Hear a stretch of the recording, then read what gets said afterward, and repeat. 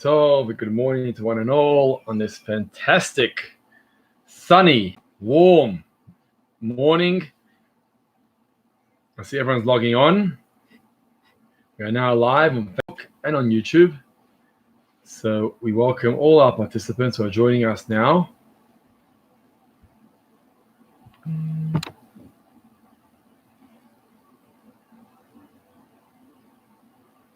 Great stuff. Okay.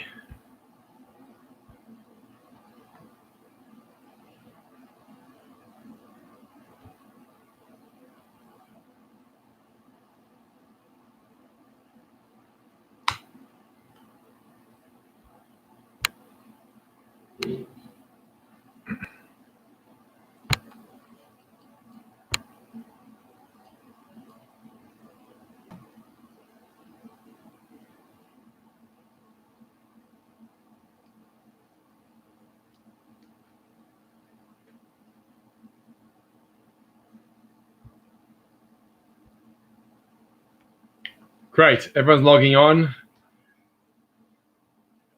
I'm going to greet everyone in a moment. But please, if you're joining us now, please do share your comments and your greetings in the chat.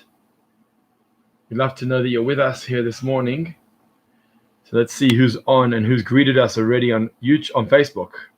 And good morning, Shirley Feldman and Helen Feinstein and Brian, Norman Stein, Mark Wachenheimer. Thank you for your greetings. Lana Rubin, thank you for your greetings. Linda and Jaime, thank you, ma'am. Thank you. Michael Stein,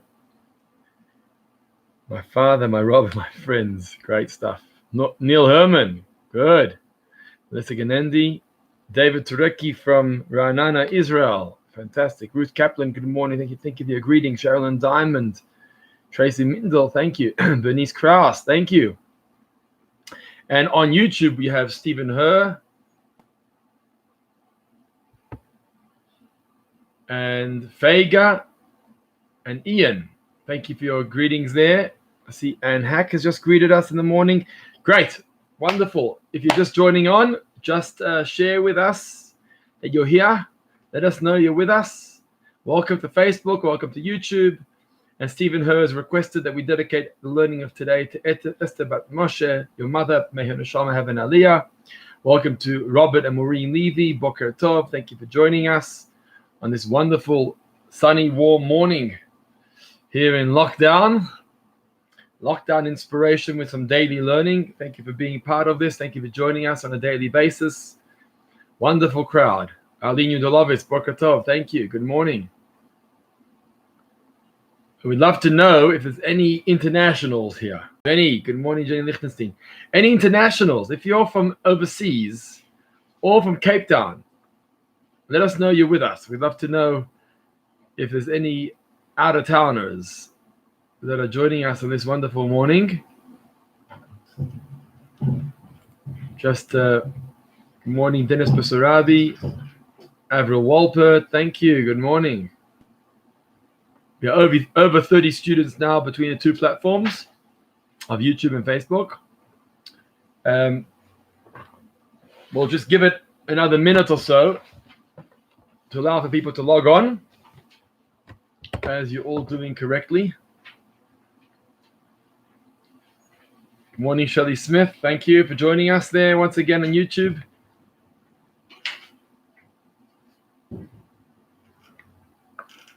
Great. I know there are many people that are online that haven't shared their greetings and comments in the comments. That's okay. It's okay. You can be here and remain incognito if you prefer. It's also okay. We are very, very happy to have you with us.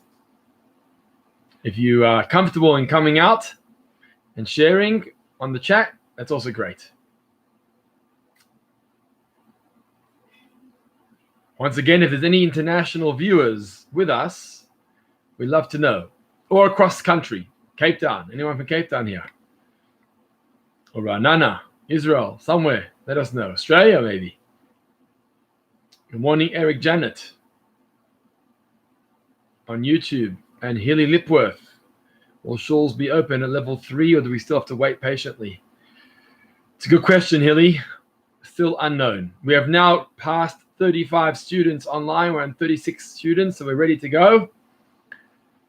Shalom Triga, good morning. Thank you. Thank you for joining. Right, so we're ready to kick off. Ladies and gentlemen, let's get going for our discussion of today. I'm going to tap in to some insights of the parasha, but that have very, very much relevance to us in a day like today, in our world of today. And let's get going. So we know that in the parasha of the Bamidbar, in the stories of the deserts of the Jewish people as they were traveling through the Midbar Sinai, the Sinai desert. Welcome, Dennis Solomons. Thank you for joining us. Thank you, Shalom, for your wishes. It's my pleasure having such a community gathering together, 38 people online. That's the inspiration. You guys are in this inspiration. Shalom Trigger thanks me for my time. I thank you all for your time. You know, to be sitting here every day with 35, 40 people is inspiring. It's inspiring. So thank you for joining. Thank you for joining and motivating me. Jonathan. Jonathan sends us regards from an ex-African in Israel. Jonathan, thank you. So you're live from Israel. Great to have you with us. Raylene Brask on YouTube. Thank you. Welcome. Wonderful to have you all here. So we, as the Jewish people, we're journeying through the Midbar, through the desert. We know that they were camping in a very specific design. It was very much laid out according to a system. That's how we were divided. We didn't just walk where we wanted to walk. You know, as you wanted to walk, or as you wanted to camp, or pitch your tent, or whatever else. It didn't work that way. There was a set system of how we were supposed to travel through the desert. I forgot to mention, if you haven't yet shared this video, there are now 25 viewers on Facebook. I asked the Facebook viewers, 25 of you, press the share button beneath the screen, and that way we'll spread the word even further.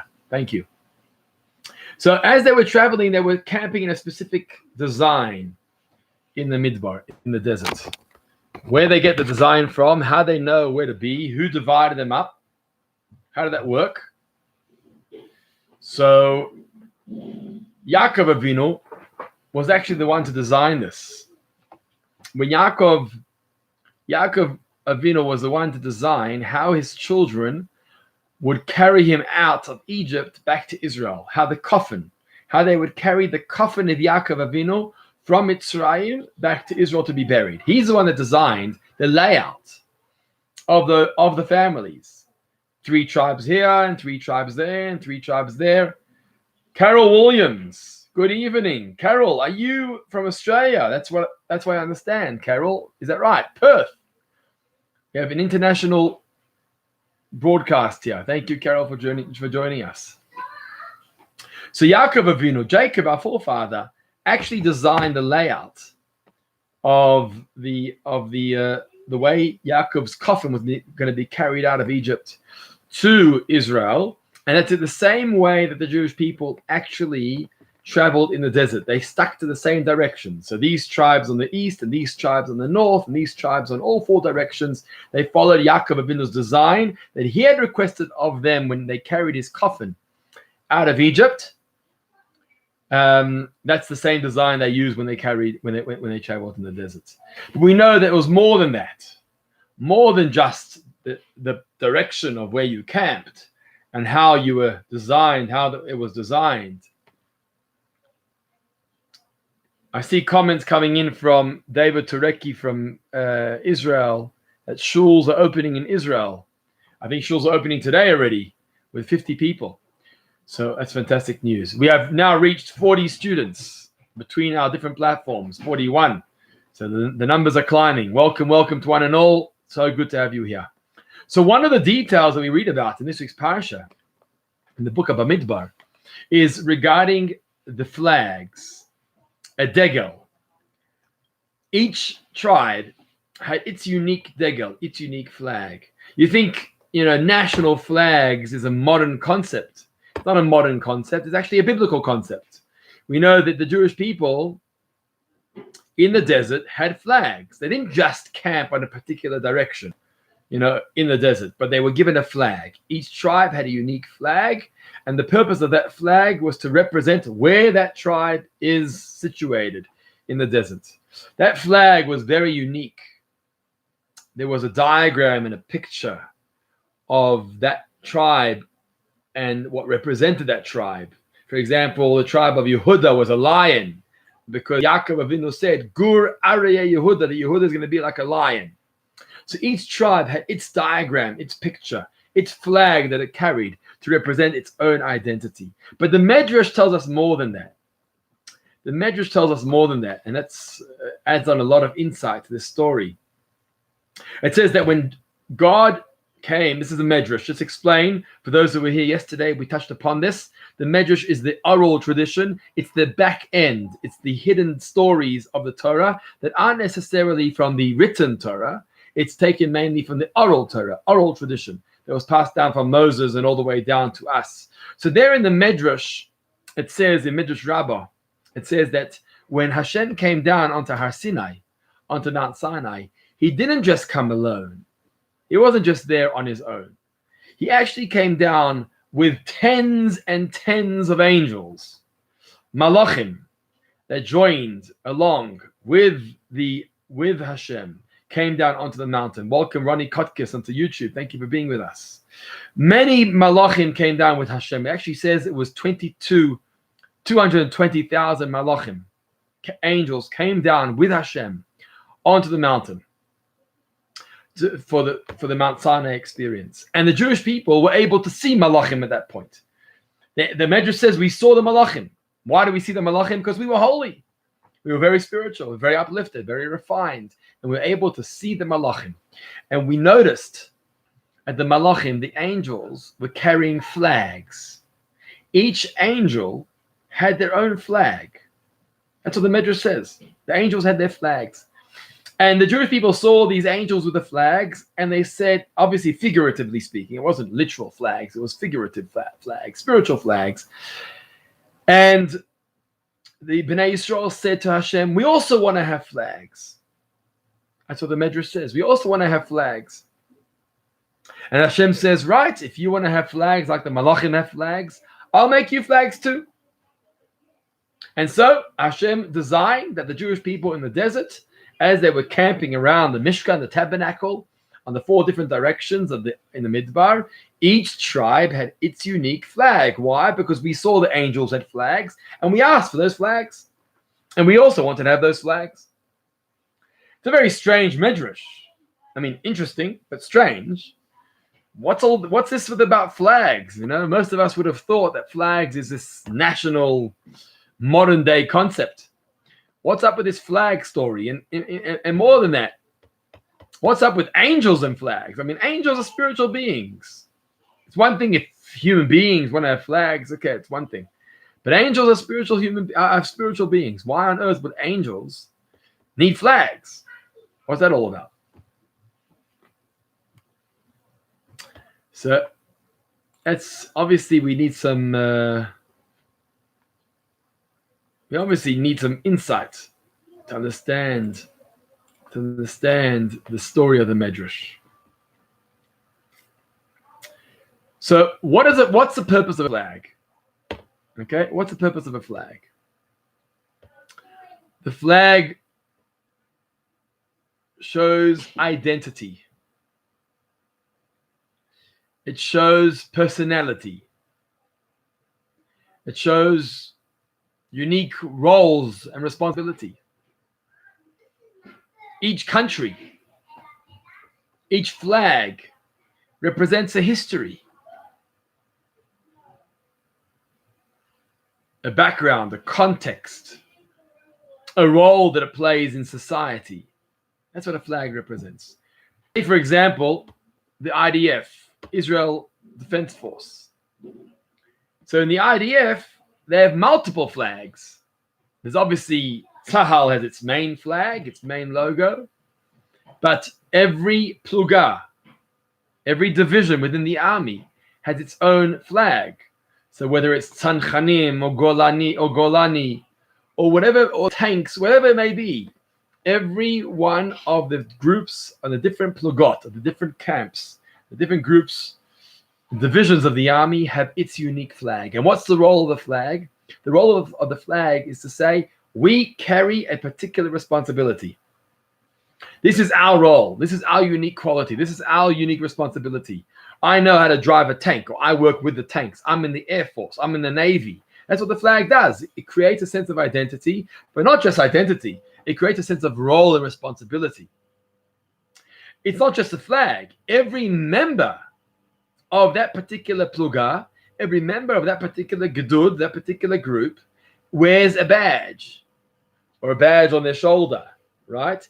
And again, you see the flag there, so that anyone that sees me knows that I belong to this particular camp. I belong to this particular group. I have this particular skill. That's the role of the flag. And with that, we can understand why the Malachim, why the Medrash says that we saw Malachim, we saw angels coming down to Mount Sinai. We now understand why Malachim, why angels were wearing flags. What do you mean they were wearing flags? What does flags do for angels? The reason is because every malach has its responsibility. Every malach has a purpose. We said 220 malachim came down. Yes, there are many, many malachim. Many, many malachim. They come down. They came down to the Jewish people on Har Sinai, on Mount Sinai. I'm just going to pause for a moment. Good morning to David Ginsburg. Thank you for joining us. If anyone else is logging on, we would love to hear from you. Just share your wishes or your greetings in the comments. It gives me inspiration to see you and to communicate with you. We're now over 42 students who are online with us. It's fantastic. Great to have you all with us. But let's communicate. If there's any questions or comments, feel free to post them. We even have international representation here today, which is fantastic, all the way from Perth, Australia. So thank you for joining us. Any questions, feel free to post them. We're talking about the Malachim, the angels that came down onto Har Sinai, onto Mount Sinai with God, carrying flags, right? They had their flag. Each one was wearing, every Malach was wearing his badge, what he represented. Why? Because every Malach has a purpose. In fact, they bring down in the holy books that there were scientists. And I'm not sure what the modern day scientists have to say about this, but there were scientists who would say that some stars serve a unique role and responsibility. But the scientists would say that there are some stars up in the heavens that serve no role or no responsibility at all. That's what scientists would say. I don't know what modern day scientists say, but the holy books bring down that there were scientists of old that would say that there are many, many celestial beings, stars in the heavens that don't serve a unique purpose. They're just there. That's not our belief. It's not the belief of the Jewish people. We believe strongly.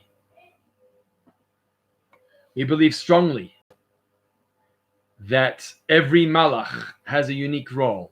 Every angel serves a unique purpose and carries that unique flag. And it's Malach Michael and Malach Gavriel, as we say, the Medrash writes in Shir HaShirim, that Michael has his flag and Gavriel has his flag, and every Malach, every angel has his flag, his unique role, his unique purpose. Let's just pause here for a moment. We've got some comments coming through on YouTube. Morad Walken writes, "Good morning, Rabbi. With 3 grandchildren in the IDF, we know about the flags."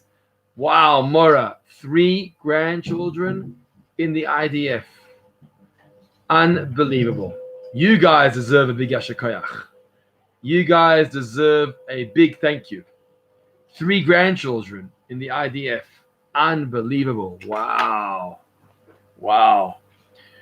Yeah, so you understand what flags represent. You understand what it means to have each grandchild working in a different industry. God bless you and God bless your family. Stephen Herr writes, did all the neshamas come down at Mount Sinai? That's correct, Stephen. The Medrash tells us that all the neshamas of Klal Yisrael throughout generations, including future converts too, came around Mount Sinai, Har Sinai. It was a very, very spiritual experience. So now we can understand and appreciate what the Medrash says. Keep the comments going, guys. Keep the comments going. Feel free to comment a question to add to the conversation. It really does do a lot, so keep it going. And now we understand what the Medrash is telling us. The Medrash is telling us that the Jewish people saw the angels with their flags. We now know what it means, angels with flags. Angels with unique responsibilities, with a purpose, with a mission. Good morning, Felicia. That's what angels with flags represents. And the Jewish people saw this and they say to Hashem, we also want to have flags. What do you mean I also want to have a flag? I also want to know, says the Yid, says the Jew, just like the Malach has a flag, I also want a flag. I also want to know my unique role, my unique responsibility. Give me clarity. Give me clarity of what my purpose is. And the way I'm going to know what my purpose is by giving me a unique flag. When you give me a flag, Hashem, that way you're going to share with me, you're going to teach me, you're going to show me what my role and responsibility is in this world. That was a request of the Jewish people to Hashem at Mount Sinai when we saw the angels coming down with their flags. Because how many people are in the world living their lives lost without purpose? How many people get up in the morning and don't know what they're getting up to? How many people would love to know or have direction, or don't feel a unique purpose, don't feel that they carry a unique purpose, a unique role? How many people are there like that? Many. Many, many people don't know what my role is. What's my role and responsibility? And I don't just mean spiritually. We're not all teachers and rabbis and lay leaders of communities. That's not what we mean here. One can carry a role within the business space. One can carry a role within the family space. God put us here for a reason, to make his world a more moral world, a more ethical world, a more kind world, a more generous world. That's what he put us here for. But each one of us does that in different ways. Some do it through our office and our colleagues. Some do it through our clients and our sales. Some do it through our families and our children and our grandchildren. Some do it through community organizations. Some do it with finances and financial assistance. Some do it with kindness and care and love and concern. Each one of us carries a unique role. Each one of us carries a unique role, a unique responsibility.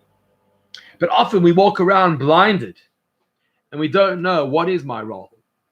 We don't know, what is our role? What is our responsibility? We want clarity. So the Jewish people say to Hashem, we want clarity, just like the angels coming down from heaven who joined them at Mount Sinai. They were so inspired by the flags that the Malachim were carrying. That means each Malach had a unique tafkid, a unique role. The Jewish people said, just like the Malachim have such a unique role, we too want to have such a unique role. Give us a flag.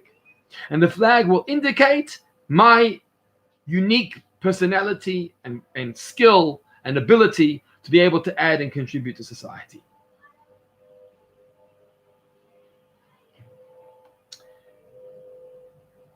And this is the reason why in this week's parasha, Parashat Bamidbar, two things happen besides the flags. We are given a name, or our names are mentioned throughout the parasha. In fact, I don't know why, but Bamidbar is translated as numbers. That's not a Jewish concept. It's a non-Jewish name, numbers. It's really called Bamidbar, in the desert, so it should be called desert, right? That should be the name. That should be the name of the book, desert. But nonetheless, it's called numbers. Why? Because there's a counting of the Jewish people taking place in the parasha. So we're counted. We have a number. Together with that, our names are mentioned as well. It's a unique balance. Our names are mentioned and the numbers are mentioned. Why? Because both are important. I know so often within the corporate environment or the community environment, we often don't want to be a number. We want to be a name. Right? I prefer to be a name rather than a number. It's a famous concept. So many times we see organizations counting their people but don't really know their names. So the parasha this week has a balance of both. It's got names and numbers. And I think that the reason for that is because both are necessary. On the one hand, we want to personalize this. So it's not 1, 2, 3, 4, 5. It's Reuven, Shimon, Levi, Yehuda, Yisachar, right? Every family has their unique name, and names are powerful. We spoke about that the other day when we spoke about Hebrew, Lashon HaKodesh. The Hebrew names are key, are critical, the Hebrew names. But together with that, we also have to have numbers. Why? Because the number shows that I carry a unique role. So when there are 600,000, that's the main number, 600,000 people, right? I fill role number 1, you fill role number 2, you fill role number 3. Every number gives a unique role. When you don't have any purpose, when you don't have any need, then we have no numbers because you're all just one big mix and one big cholent. But giving a number to each name means that I carry a unique role. And that's the balance that we have in this week's parasha. On the one hand, there are names which make Judaism very, very personal. On the other hand, there are numbers that give each one of us a unique responsibility. I see Brian Owen shares with me privately that the school uniform concept, right? School uniform. So there's big debates about school uniform, right? Maybe we shouldn't have school uniform. We should have school uniform. I'm not here to comment on that debate. It's not for us to resolve today, this conflict. I'll leave that to the bigger educators among us. But yes, there is an argument to have a uniform because a uniform makes our school a unique school. There's a unique description and role and responsibility and type and style that our school has by carrying a sense of color or uniform or badge. So that's a good point. Thank you, Brian, for contributing that to the conversation. And this obviously will be a big debate. You know, workers, employees, should they wear uniforms? Should they not wear uniforms? Do I wear a badge or not wear a badge? These are the famous debates. But one thing a badge or a flag shows is that I fit a certain style. I carry a unique role. I belong to a particular club, a particular group that's contributing in such a way. Just like the Malachim, just like the angels came down with their flags, we also want to have our flags as well. Any comments or questions? Feel free to contribute to the conversation. We'd love to hear from you. Love to hear from you. And so, nothing's a coincidence. Yesterday, I spent the class, we spoke about what we learned from Bamidbar, what we learned from a desert in preparation for Matan Torah. You may recall that discussion of the lessons of the Midbar, the lessons of the desert, and why Bamidbar is read before Shavuot. Because there's lessons to take away from a desert into the preparation of Shavuot. But here we have 2 more reasons of why Bamidbar is read in this week before Shavuot. One reason has to do with names, and one reason has to do with numbers. Or should I say, let's mix the 2 together. One has to do with counting, should I say. One has to do with counting, and one has to do with flags. Let's go with that.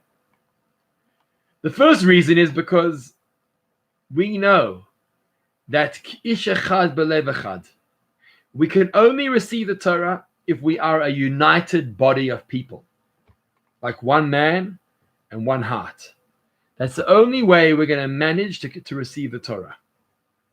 We know that Rabbi Akiva taught us, "V'ahavta l'reacha kamocha," love your fellow like yourself.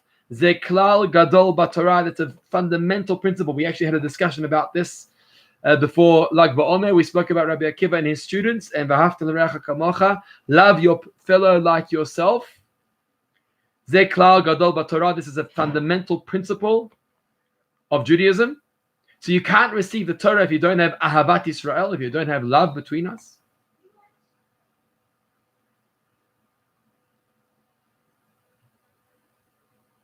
So that's what V'ahavta l'reacha kamocha means. So in order to love each other, in order to feel united with each other, that's why we have this week's parasha, where we count. We're counting all the different groups. We're saying, you're here with your numbers, and you're here with your numbers, and we're making sure that we have the entire Klal Yisrael, the entire Jewish nation, coming together out of a sense of unity in preparation for Matan Torah. Tracy asks the question, didn't the counting and numbers also have something to do with the tribes? There had to be a certain number of Levim, Kohanim, and Yisraelim. So you are referring to something, Tracy. I'm not going to get into it now. The counting had to do with the exchange of the firstborn. The Levim replaced the firstborn. I think that's what you're referring to. The firstborn were the ones that were nominated and appointed to be those who are going to serve God on the front line. And they were then replaced by the Levim. Following the sin of the golden calf, the firstborn were then replaced by the Levim. That's when we have a count of how many firstborn there were and how many Levim there were. But I'm not going to get into that now. So one step of the preparation of Bamidbar for Shavuot is the counting. Let's make sure that the entire nation is here. Because if the entire nation is not here, we can't go on to Matan Torah. That's the first lesson this week, today, that we learned from Bamidbar. The second thing is the flags. As we go towards Matan Torah, as we go towards the giving of the Torah, we read the parsha about the flags. Why? Because the Torah is telling us that each one of us carries a flag. Yes, that was the way it worked for tribes, and that's the way it works for individuals, and that's the way it works for malachim. We wear a flag. And the flag makes me unique with a unique role. Some with their writing, some with their speech, some with their business, some with money, some with time, some with care, some with concern. Each one of us carries a unique talent, a unique role in playing our part in making this world a better world and a more godly world. And we read this specifically before Shavuot because as we go into Shavuot, God is telling us that when you receive the Torah, take it in, absorb it, internalize it in the way that's appropriate and suitable for you, with your flag and your unique role. It doesn't mean that we don't observe other mitzvot. It doesn't mean that we don't do other things. Sure we do. But there's something unique to me out of all my doings and actions and observances and rituals. There's something unique to me that makes me unique. There's my unique flag. And as I approach Shavuot, I want to make sure that I have my flag with me. I know my role because that's the biggest temptation. The biggest temptation of the Yetzer Hara is to tell me that I'm just another person. The biggest test of the Yetzer Hara is to say, there's so many of you. Like we said about the scientists earlier, there are so many stars. They don't all serve a purpose. Some of them serve a purpose, but many of them don't. That's what the Yetzer Hara says. The Yetzer Hara says there are so many people. Not everyone can carry a role and a flag and a responsibility. There are certain leaders. Yeah, those leaders, those grocer knackers, the big shots, they carry roles and responsibilities. We don't do that. That's the Yetzer Hara talking. Hashem responds, and the Torah tells us now with Parshas Bamidbar before Shavuot, carry your flag. Each one of us has a flag. If you don't know what your flag is, go talk to your mentor. Go talk to your rabbi. Go speak to someone, a friend, to help you find your unique flag, your unique role, because everyone's got it. Just like the Malachim had it, so too we've got it too. That's the message of Bamidbar. We've got to be united. Everyone's going to be included. And each one of us is going to roll up our sleeves and carry a role, a flag, a purpose in making our space, our world, a better world, a kinder world, a nicer world, based on morals and ethics, just like Hashem wants of us to do in this world. If there's any comments or questions, I see Tracy's commenting, as well as Matan Torah, there had to be a certain amount of people from each tribe to receive the Torah. I'm not aware of that, Tracy. It didn't have to be a certain amount. I think they were counted in preparation, but I don't think there had to be a certain amount. So I'm not aware of that. Any other questions? Feel free to post them. We got a fantastic crowd here today. Between 40 to 45 students were with us the entire time throughout our shir. So thank you all for joining. It gives me great encouragement So I appreciate the push and the inspiration to keep this going on a daily basis. Thank you very much. We will continue, please God, tomorrow. Same place, same time, 10:30 more on Facebook and YouTube. In the meantime, I wish you all a wonderful day. Keep safe, keep sane, and keep spiritual.